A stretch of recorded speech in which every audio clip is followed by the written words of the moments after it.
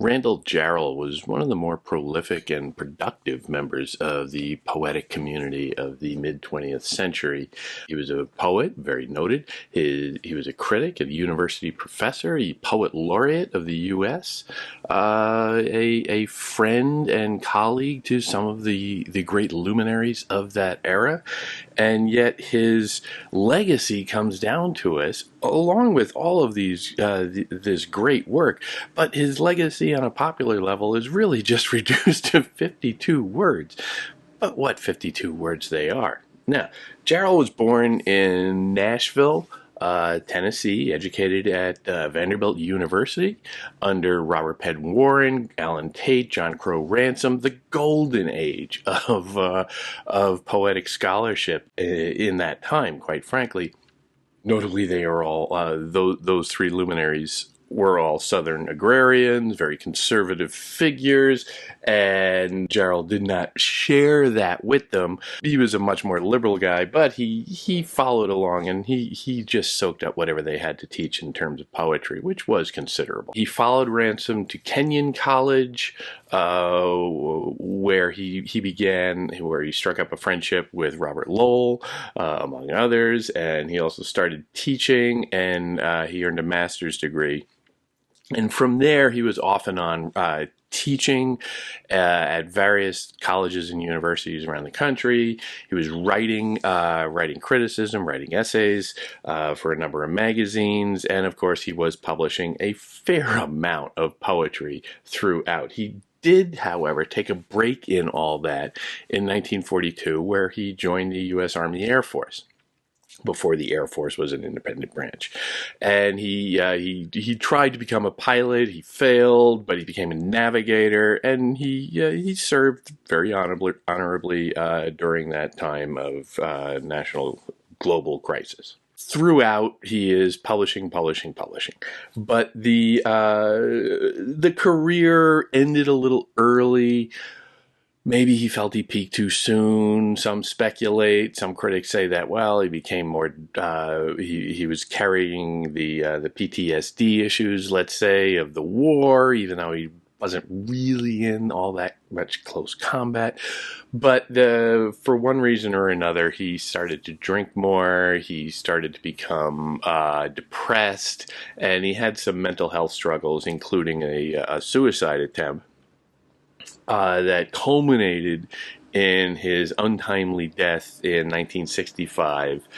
He was, I think, 51 years old. It was a car accident. Some speculate that that was also a suicide attempt.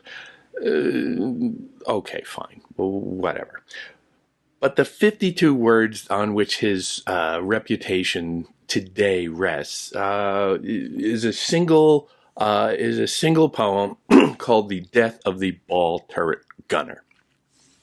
It is very short, and so it is very easy to anthologize, and it gets included in a lot of poetry survey courses, and it captures an awful lot of what his work does, which is relatively plain spoken, relatively simple language, a kind of colloquial, unaffected tone. It does not seem to be poetry. It is very casual. But the specific word choices within it and the little things that you can start to find lift it above the casual and make it much more interesting. And that gulf between the seemingly casual and the extraordinarily unique characteristic of his work is where all the magic happens. And this is an extraordinary poem. Now, for those of you who, like me, are probably not as up on your World War II paraphernalia as we should be, the Bull turret is a little cockpit under a large plane, usually like a bomber, kind of see-through material, plexiglass or something, and he could see all around beneath the plane as it is flying over a hostile area trying to bomb it. So it is very exposed exposed down there because people are shooting at it, do not have it drop bombs. But it is also being attacked by planes and ground fire and all this stuff. It's very dangerous. And this poem centers on that particular positioning for military personnel, let's say. 1945, great poem. From my mother's sleep I fell into the state, and I hunched in its belly till my wet fur froze. 6 miles from the earth, loosed from its dream of life, I woke to black flak and the nightmare fighters. When I died, they washed me out of the turret with a hose. Wow, that's grisly. Obviously, it is keying in on that image of the ball, the rounded ball turret on the bottom of the belly of the plane, and comparing that, let's say, with pregnancy.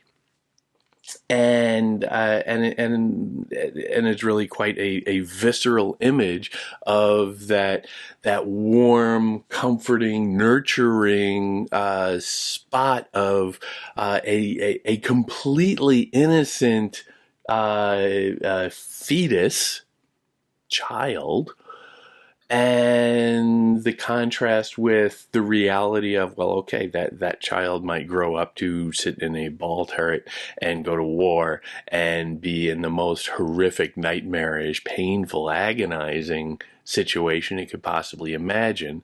And again, putting up that delta between the current reality and where it all began.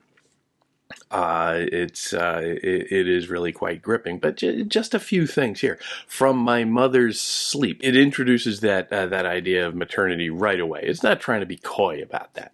From my mother's sleep. Is it the mother sleeping, or is it the infant sleeping in the mother, or are they two joined? Well, a little uncertain. Not sure what you can make of that. I fell into the state. Now, state is capitalized, or at least the S is. So that is calling attention to itself. That is saying, hey, it's not just, the state of being, the state of birth, or anything like that. Hey, man, the state. It is clearly hinting at, and this is one of Jarrell's more common themes, the isolationism of the modern state. The state that would go to war. The state that would put that young child in harm's way, as opposed to the state of birth, where your mother would presumably be doing anything and everything to protect and insulate that child, instead of exposing the child to the dangers of the world. But of course, this is what birth is. It is taking it out of that warm, comfortable, protected space and exposing them to the pain of being a human being. And I hunched in its belly till my wet fur froze. You get the image of a fetus all curled up in there, hunched over as a little ball, very much like those cramped quarters that these relatively small in stature gunners would have to squeeze into. My wet fur froze, which, okay, the wet fur, well, you're thinking, well, sometimes babies are born with, a little bit of weird hair in places, and that's a remarkably intimate image. That's a very personal and quite beautiful image, honestly. But it also expands it beyond the human into something more animalistic, something more primal, perhaps. It's a little bit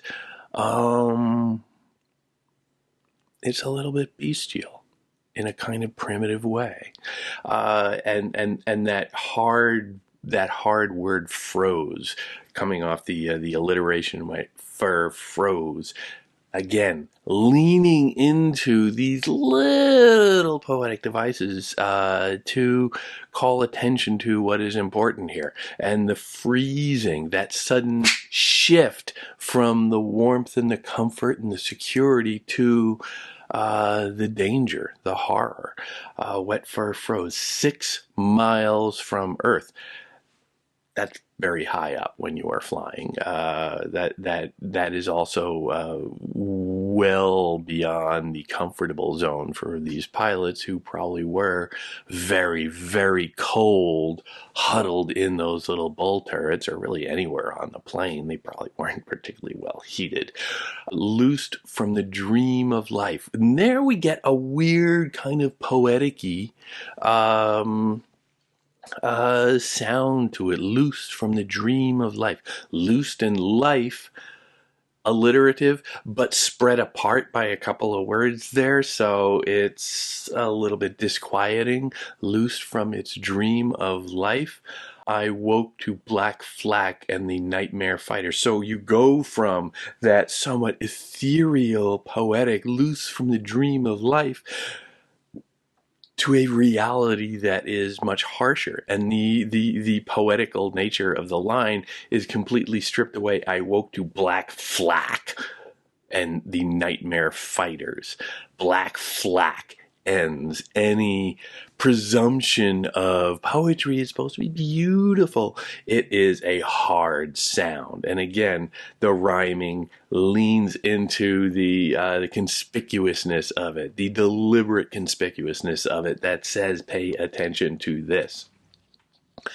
I woke to Black Flak and the Nightmare Fighters, and okay, that sounds like that sounds like somebody who's suddenly aware that they are in a war zone. Now, maybe this is capturing a moment where the pilot is perhaps in a quiet, the calm before the storm, perhaps, where they're not quite over their target. They're not taking any fire just yet, and they are hunched over in his belly, high up 6 miles above the earth, loose from his dream of life, and things are just, even as you're cold, maybe you're just going to your happy place, trying to stay calm, trying to control your anxiety, and you are dreaming, and it's sort of there. But then, all of a sudden, the fire starts coming. I woke to Black Flak and the Nightmare Fighters, and it is suddenly all in their face.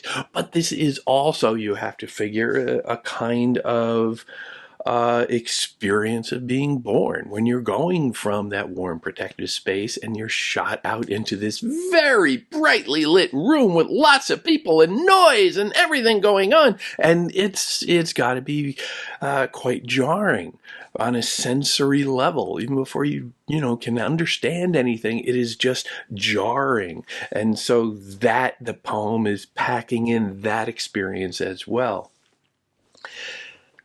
But then that last line, notably those first 2 couplets are each a sentence with a comma in the middle, or 2 in the case of the second couplet.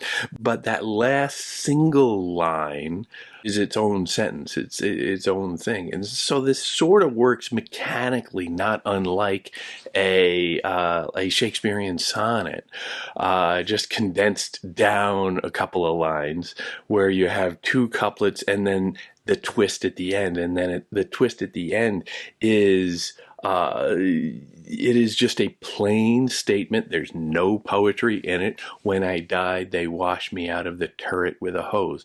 And there we get named the turret for the first time. I think that's significant because it kind of anchors the poem more in a certain place. And you say, oh, that's what that's about. And maybe all the birth stuff is just the illusion. What is the real poem about? And when I died, they washed me out of the turret with a hose, which sounds like an abortion. And a lot of critics will, land on that position for this as well. Maybe this child was not being born, but this is the act of an abortion, and this is the The child being attacked from all sides by the doctor's instruments or whatever. That would be the black flag. You can go a number of different ways with this, and it is entirely your right to do so. I find the contrast between the tension between the mother imagery and the war imagery to be really where the poem wants to breathe with me.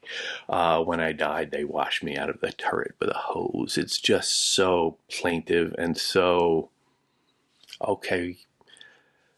What was it all about? You just washed the whole poem away at that point. The experience is nothing more than some blood and guts and goo that are, mucking up the inside of the turret that now has to be repaired and, thoroughly cleaned.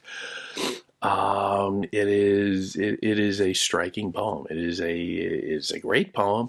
It is a very short poem. It packs a punch. You remember it when you after you've read it. It sticks with you. So this is again probably why Randall Jarrell, a very successful poet, very prolific poet, is remembered for these 52 words. And who knows, maybe that contributed to his problem. And 20 years later, he was having all these emotional issues and psychological issues. Maybe he felt he could never top this. A lot of his other poetry is really great. He was poet laureate for a while there. I think 2 years, and not even that long before he died. Although those sorts of positions are generally recognized as after your prime, and it's a nice little retirement gift from the poetic community. But it's a good poem. It's a memorable poem. It's an experience to read this poem.